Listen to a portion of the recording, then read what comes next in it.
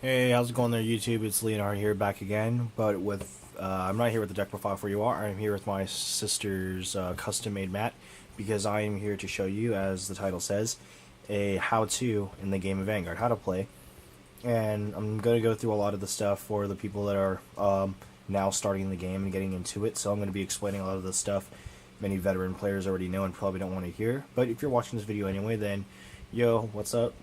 Thank you for viewing my channel on a how-to. Although I know there are so many other channels and videos out there for how to play, but in my community, I love teaching people how to play. When people know friends that want to play the game, they'd ask me to teach them, and I thought, well, I'm not always around because of work and college and whatnot, so I just post a video up. So if you know me, go to my channel, watch this video, and here it is. So let's go on by explaining the mat first, your basic battleground and storage area of the deck of the game. So we'll start off with the Vanguard circle. If you see a little V here, the H is for Haley, it's my sister's name, but this is the Vanguard circle. It's the biggest circle. There is a front row and a back row. Excuse me, fighting a cold here. And there are 3 columns, as you can see. And in your very front row, right in the middle, the biggest circle is your Vanguard circle. And that is used to hold your Vanguard, which never necessarily dies. It just takes the hits and damage is dealt to it, to you, the player. Here on these other 5 circles are rearguard circles. These are used to attack and boost, although there are card effects that do say that you can attack from the back row, and I'll get into that later when we get into the cards, but this is just the field right now that I'm explaining. Excuse me. The zone right here, none of these are labeled because my sister also plays Yu-Gi-Oh, so she uses this as some sort of Yu-Gi-Oh mat sometimes. But this is the deck zone right here, so your deck will be here, and your drop zone will be here, or your graveyard in Yu-Gi-Oh terms.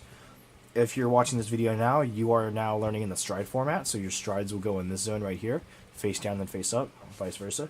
And your damage zone is here. If you hit 6 points of damage, you automatically lose, unfortunately. I mean, you do lose, not automatically, but you do lose. When you deck out, you automatically lose. It's not like Yu-Gi-Oh, where after you draw your last card, you have the entire turn to make up for it. Once you draw your last card, it's instant game. The G up here, if you can see that, looks like a 6 from the camera to me. Kind of. But this is the Guardian Circle, this little bar right here, and that is where you place cards to guard. Excuse me. And that's pretty much it. That's the whole field layout. The field layout is really, really easy. You know, battlefield here, deck and graveyards here. If you're ever going to guard for an attack, which you will do forever in this game, it's just in this part up here in the upper part of the mat. If you have mats and it doesn't even have this up here at all, just know that when you guard, it's in the front of your mat or right in front of your Vanguard circle. It's easy. Damage is always on your left side when it comes down to their mats, and stride zone is just right above it, right up here. And that's the mat. I really hope it wasn't too confusing to understand all that. There really isn't anything too confusing to understand anyway. It's all very basic fundamentals here. And let's get into some cards, shall we? I'm going to overview grade 1s first, and there are so many grade 1s in the game that are different. I want to go over all of them, and I will do that right now. So, well, actually, let's not go to grade 1s, I'm sorry. Let's start off with the zeros. So we're going to start off with triggers first, and I know just the one I want to do. Excuse me. Here we go. This is, if you've seen other videos, this is my Aqua Force deck. I'm just going to pull out the triggers from this deck to show you all. 2,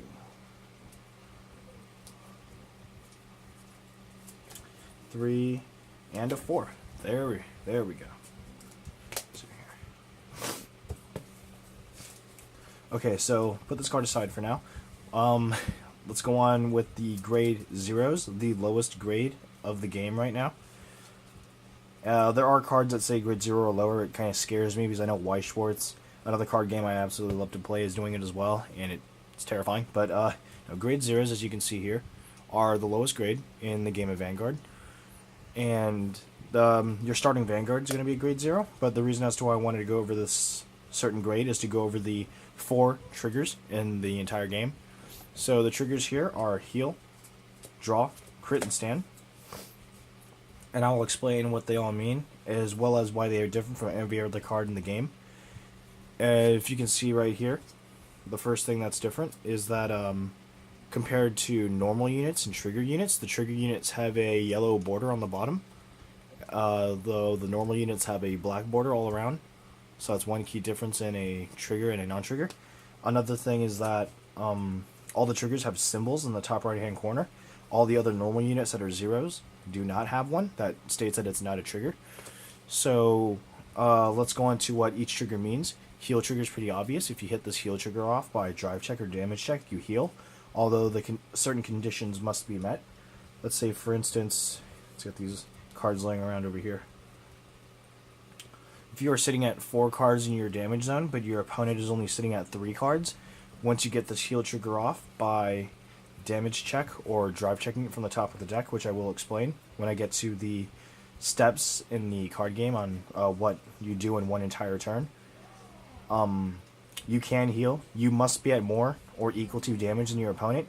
If let's say if you're only at 1 point of damage and your opponent's at 3, they're a much higher point of damage than you. So if you're less in damage, you cannot heal. It's kind of Bushiroad's way of saying, let's make this game a little more fair.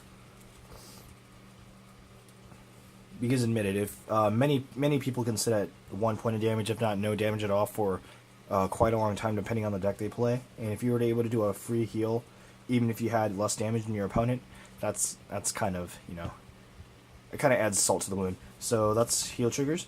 Draw triggers, you draw a card, obviously. Critical, this is something that not many people have heard in a card game. You know, what does critical mean? Well, in every card in this deck, they have a little symbol on here, unless there's a misprint, but it shows a little star-shaped symbol with the number 1 next to it. That means that every single card in this entire game deals 1 point of damage if the attack hits your opponent's Vanguard. What a critical does is if you check this critical off of a drive check, you add 1 extra point of damage to the opponent. So if the attack is going to go through, you deal another point of damage. So if you're automatically attacking for 1 and it hits, get a critical, now it's going to hit for 2 points. And as I explained before, if you hit 6, you lose. So playing criticals in the deck is almost absolutely mandatory, depending on what you play. Next are stand triggers. Let's see. Alright, so in this card game, there are different types of positions of your cards.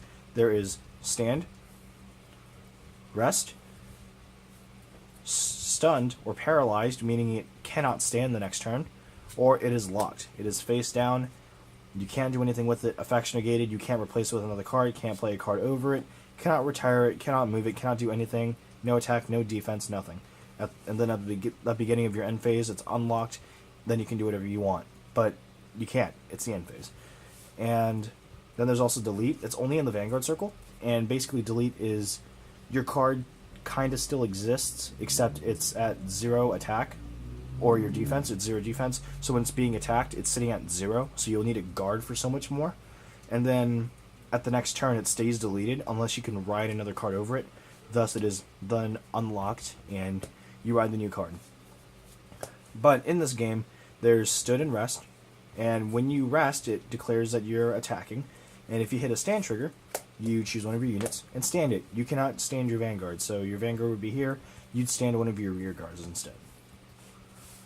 That's basically it for the triggers. If a new trigger ever comes up in this game, then of course I'll do an updated updated video, of course. But that's pretty much it. Those are the 4 triggers. That's what they mean. It's very easy to understand. And yeah, that's pretty much it. Now let's move on to the normal units, and then we'll go on to the other grades from there. Alright, so the last of the grade zeros is your normal unit, which would be your starter. Your starting Vanguard would always be a grade 0, and it can be a trigger, because some triggers have the ability to go back into the deck, but others that don't, I do not play them as a starter. They'll just stay in your Vanguard circle, and it's a total waste. But what your starting Vanguard has is most of them, if not all of them, well, I know there are a handful of them that don't have it, but there's a ability under here, if you can see it right here. Sorry about the lighting. It's called Forerunner. It means that if another unit rides this unit, you may call this card out from the soul and put it in any rearguard circle as you wish. And that's pretty much it. I mean, there really isn't anything too specific about a starting Vanguard more than when it's ridden upon, you know, you just call it back out. So, yeah.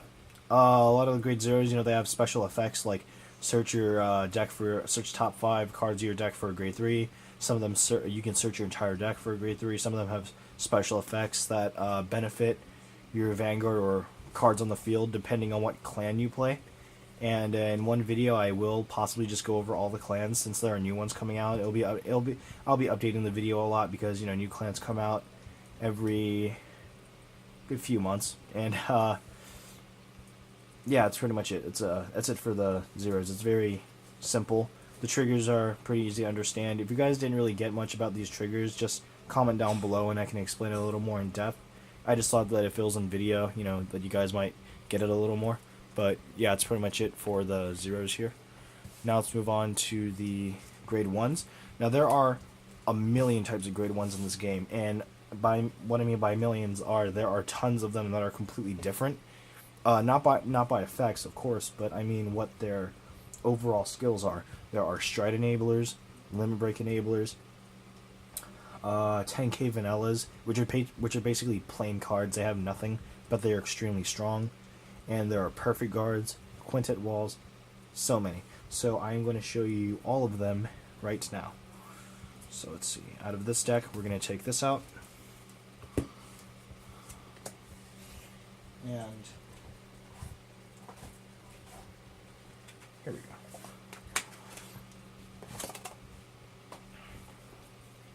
Just going to take out you. This right here. Alright. And take out you.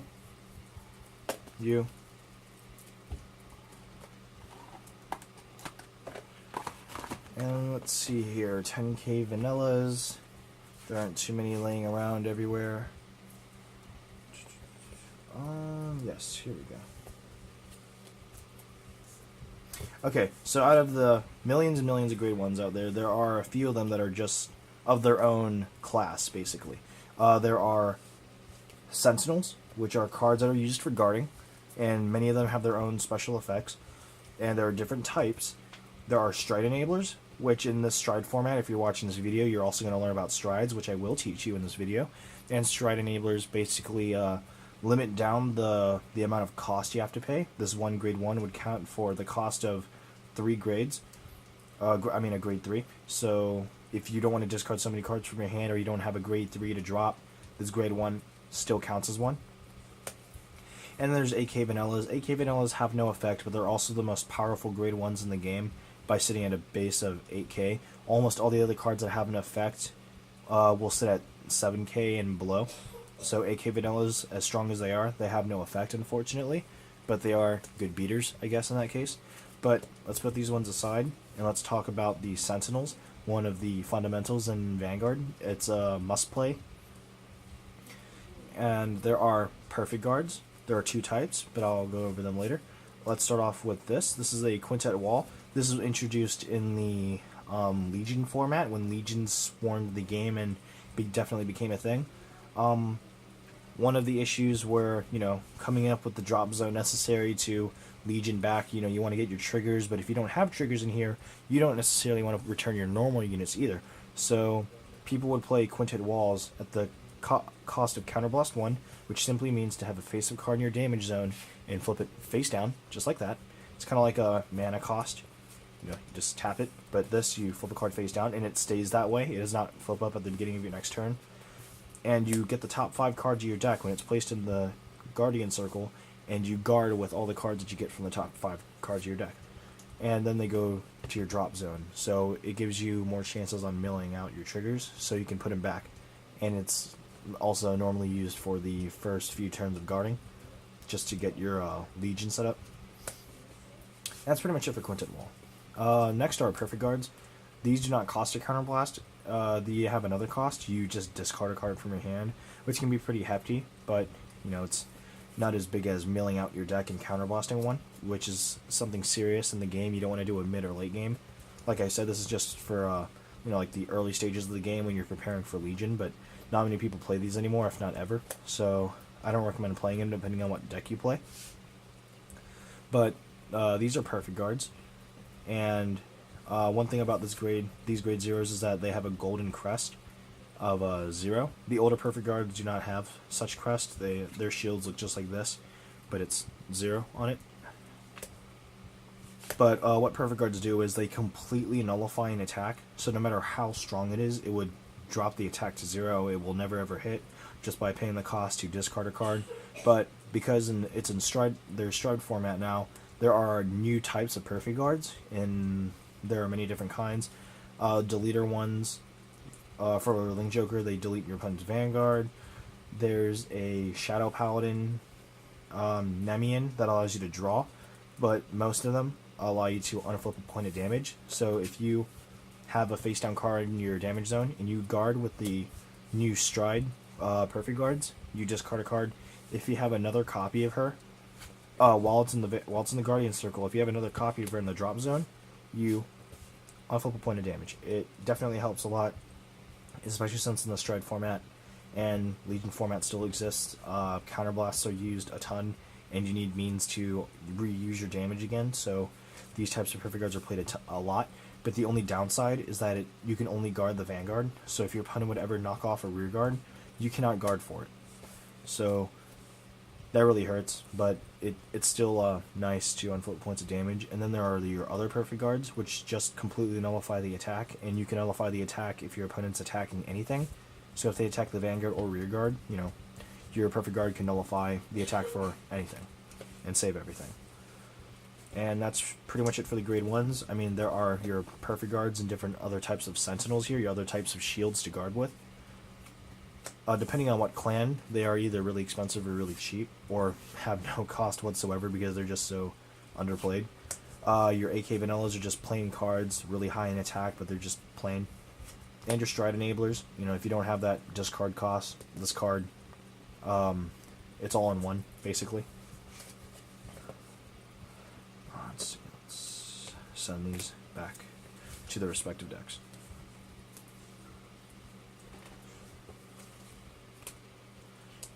Alright, that's pretty much it for the grade 1s. There really isn't too much else to explain. I mean, there are a ton of grade 1s, as I said before, but they all have their own special skills that relate to their clan, and, I don't want to go over all of them because it's just endless. So let's move on to the grade 2s instead.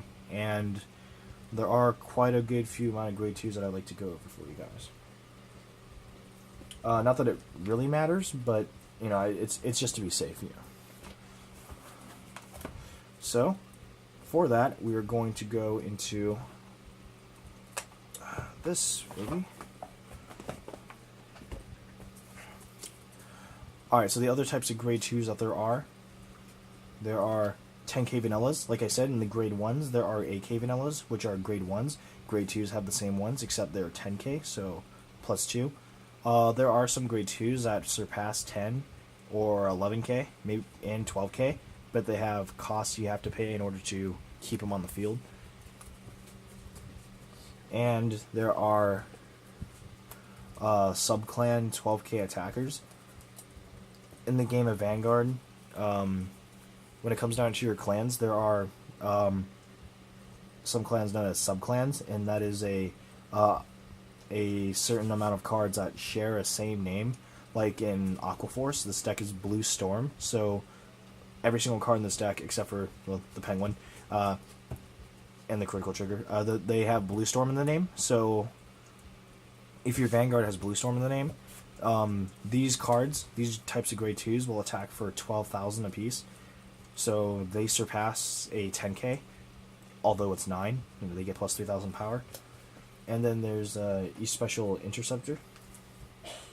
Or not East Special, Special Interceptor. These cards are no longer played, and I don't think I'd ever see them again, but I still play them in a few of my old decks because of, nostalgia, or because there aren't so many other great support for the older decks that you just can't help but play this card. And there are Legion mates.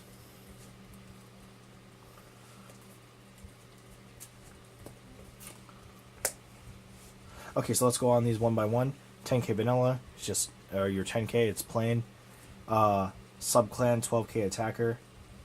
If your Vanguard shares a certain name, such as this is Augusto, Cherry Blossom Musketeer. So if your Vanguard has Musketeer in the name, it attacks for 12,000. These are played in almost every single deck that I can think of right now that share a subclan. Special Interceptors. These units are extremely weak, but they can attack for good numbers depending on what you boost them with. And because they're so weak, they have so much great defense.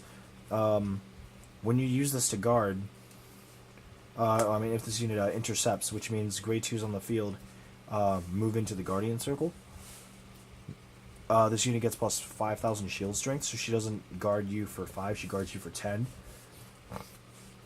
Excuse me.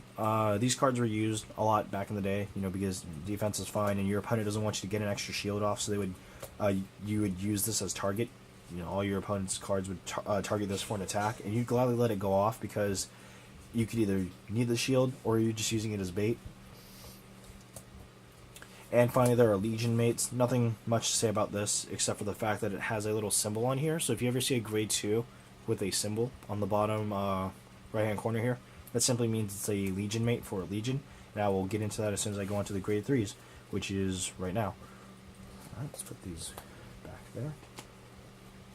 There are certain types of grade 3s out there. There are Break Rides, Stride Breaks, which is your Stride form of Break Ride, but it's not as strong, and Crossroads. Pretty much it.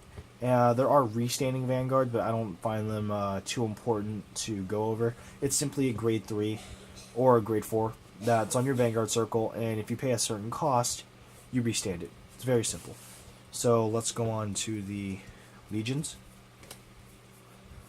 Cross Rides, and Break Rides. And as for the Stride Break, I will go with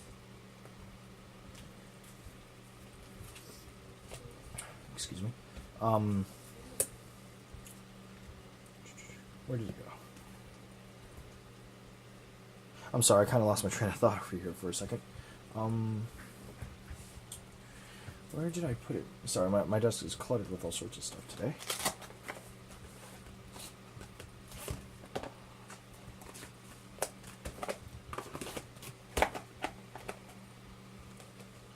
Alright, so these are your 4 well-known types of grade 3s that you will ever see in this entire game.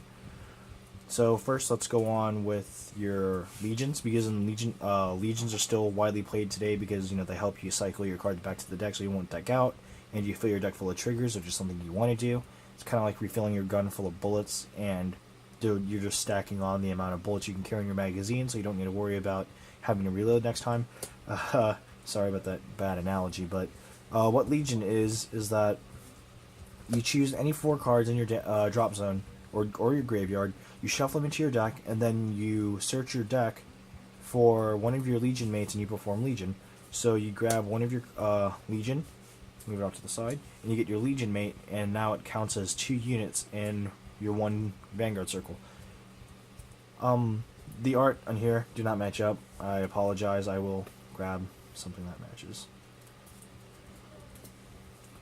As I explained before, in the Legion campaigns, grade 3s were revived by obtaining Legions. So if you're curious about why these are grade 3s and you didn't notice a little symbol here, that's because these are revival Legions, and it is a Legion, but it's just 2 grade 3s. But almost all the Legions now that are played are grade 2 and grade 3, and you can see the V shape of the cross swords here on the bottom. That means you're now in Legion, and the art matches. It's connector sword here. Boom, just like that. And yeah, now you're in Legion after you return your 4 cards, and boom, there you go. When you attack, both your units are rest. I know a lot of people are lazy and they just want to do this, but you can't necessarily do that. All your units have to be at rest. And when you Legion, you attack for a certain number. It's written right here. It's always written here. Legion 2000 power. So it's basically the total power of both your units here. So 11 plus 9, 20. And I'm not sure if all Legions say, but they do give you directions on how to perform Legion, just to be safe if you do not know. And that's pretty much it for Legion. There's nothing much to say about it. It's very easy to understand. And Yeah, but now next let's go into cross rides. Daisha is one of the most original cross rides I can think of, and its cross ride skill is if you have a unit named Super Dimensional Robo Daisha in your soul, this unit gets plus 2,000 power permanently. What cross rides are basically are, alright. If you have a Daisha in your soul, he gets plus 2,000 power permanently. So his base power is 11k, but if he gets plus 2, then he's sitting at 13. So on your turn and your opponent's turn, he's sitting at a massive 13k body. So if you're attacking and or being attacked, attacking for more power allows your opponent to guard for more, and when you're being attacked, you guard for less. That's basically it about cross rides. But now let's go on to brake rides. Brake rides are a powerful type of grade 3 that many of them have a cost, many of them don't. All in all, they're pretty much still the same, and their skills are when your other grade 3 rides this unit, the brake ride gives your new Vanguard plus 10,000 power and an additional skill. Sometimes it just gives one critical, sometimes it gives you the effect to blow up your opponent's cards, draw, or draw more cards. Or in this case, because this is Dimensional Robo, that's the sub-clan, but Dimension Police is the clan name if you're curious about, because they're robots. Very particular in this clan, you gain one special ability that is far different from any other clan, and that is that your opponent, you can blow up their shields. So if you attack them while you're on brake ride, you get the skill if you perform a certain condition. If they nullify an attack against you, you can blow the card up, and the attack will still go straight through.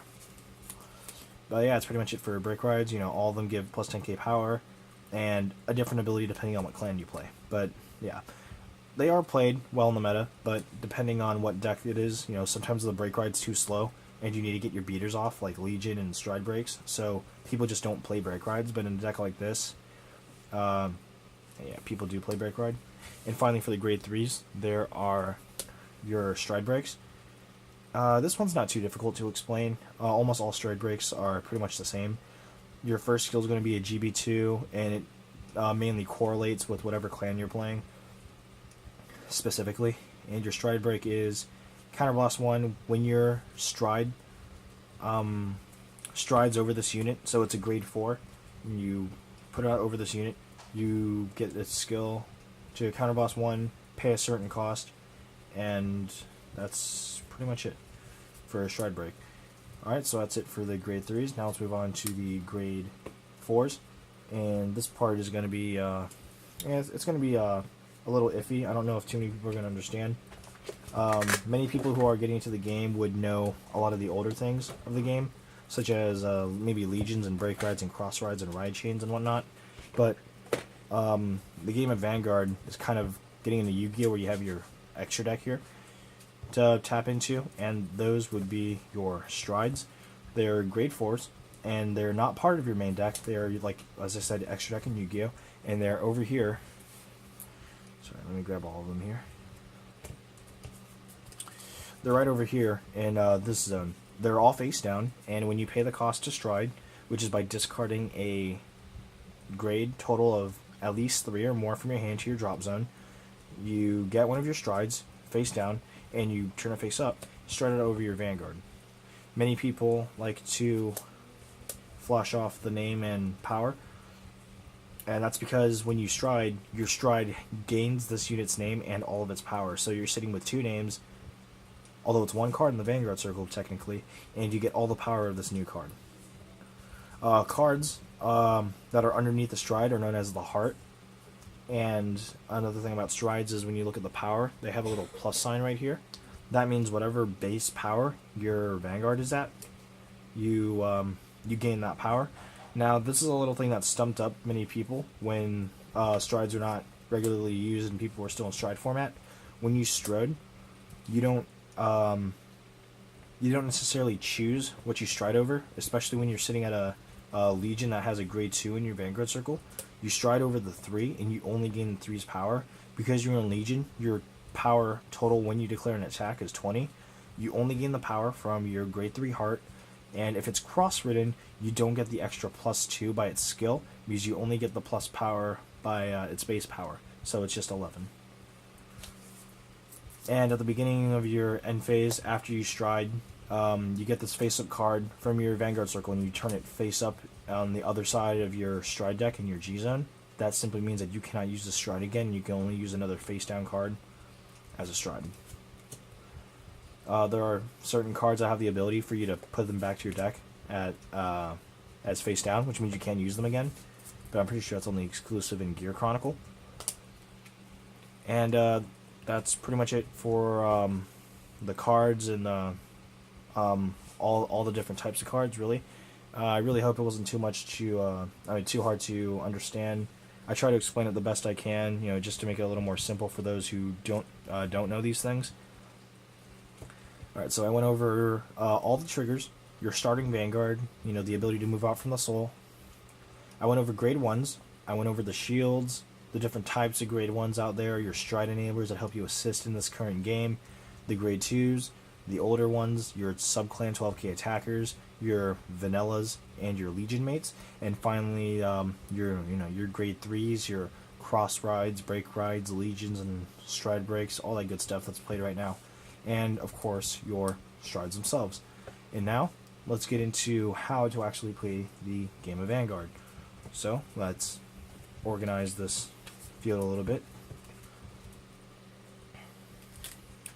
Okay, so you start off with your starting Vanguard. It's your 0, and it's not a trigger, and it would be face down in your Vanguard circle.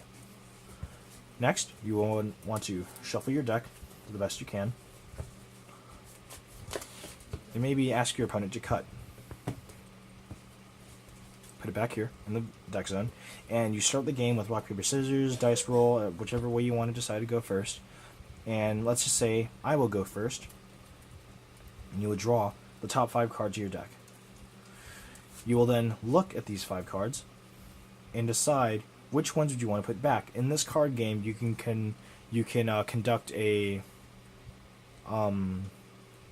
little turn known as a Mulligan, where you put unwanted cards from your hand back to your deck and you draw the same amount. If you ever played Magic the Gathering, it's something you can do there. One thing you do not ever want to see are triggers in your hand, so you definitely want to put these 2 cards back. You want at least 1 grade 1, 2, and 3 in your hand. As you can see, I'm full of 2s, so I will put 2 of my grade 2s back. So out of 5 cards, I'm only going to keep 1. You do not reveal this to your opponent. If you are going to mulligan, you can reveal them to your opponent so they know what you're going to mulligan, but you don't want them to know. So just keep it to yourself and shuffle them back to the deck.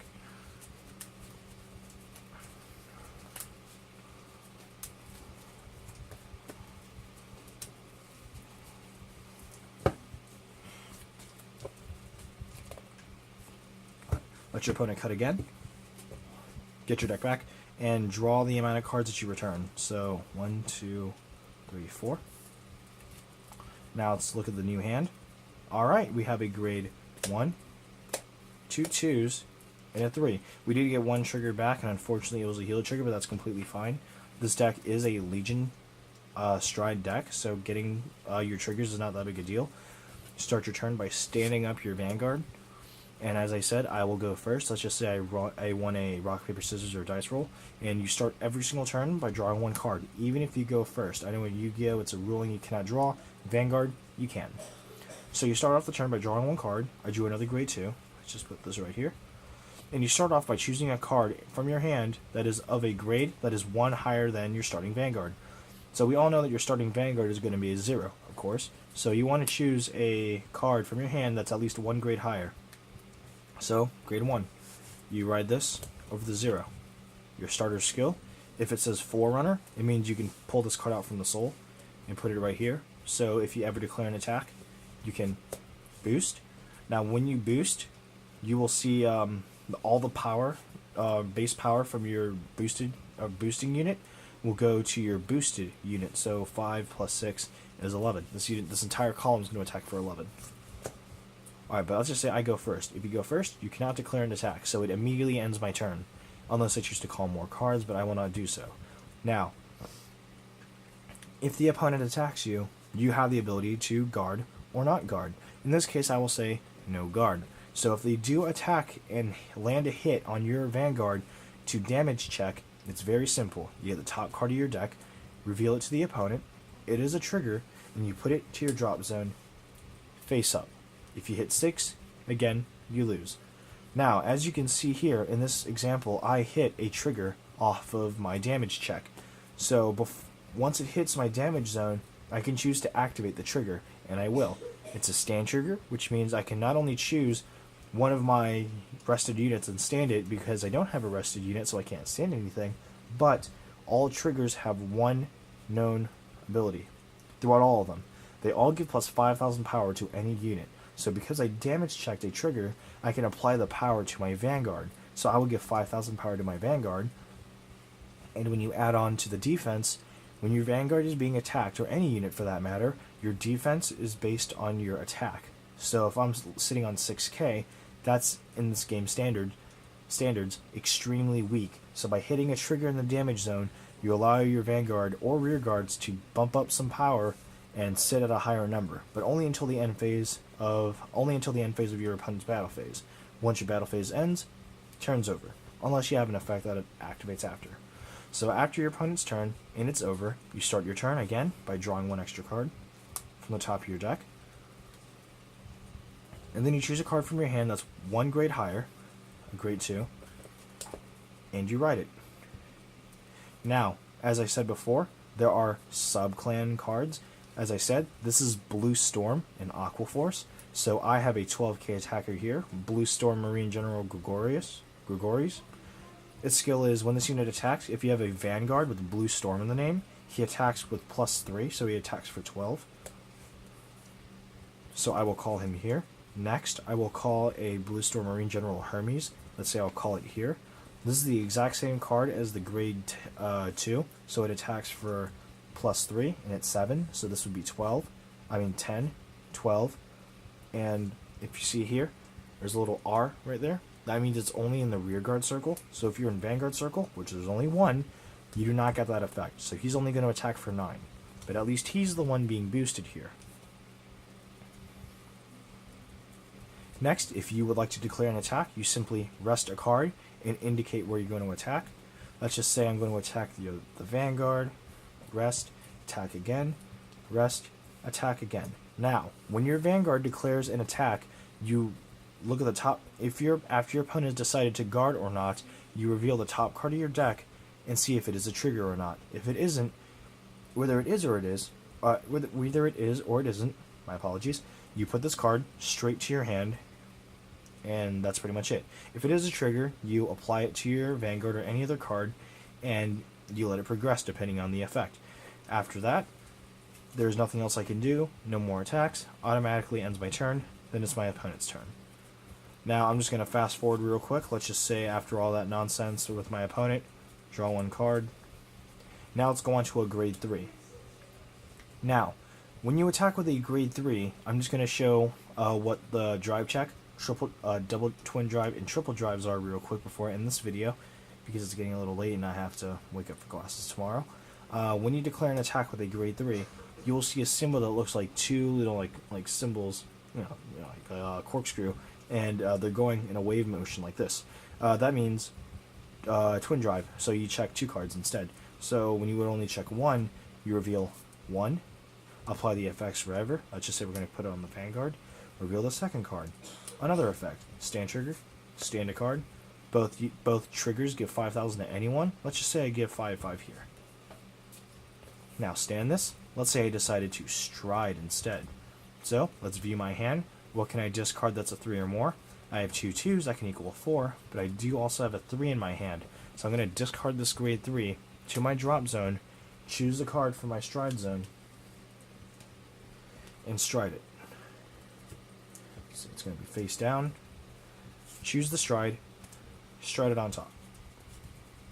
Then, if you declare an attack with your stride, let's just say I'm going to boost it. It has another symbol that looks like 3 arrows pointing up. That means triple drive. So with your stride, you would check 1. It's a draw trigger. You apply powers, but before you go on to the next check, you draw 1 card. Second check, third check.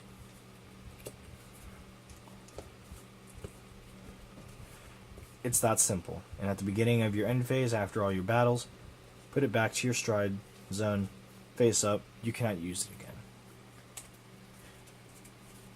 Alright guys, that's pretty much it for the, that's pretty much it for the video. I really hope I got to teach you all of this stuff the best I can, so it's very easy to understand. If you have any comments on this video, or if I didn't explain something well enough, feel free to Facebook message me at Brandon James Bodekeimer, that's my real name,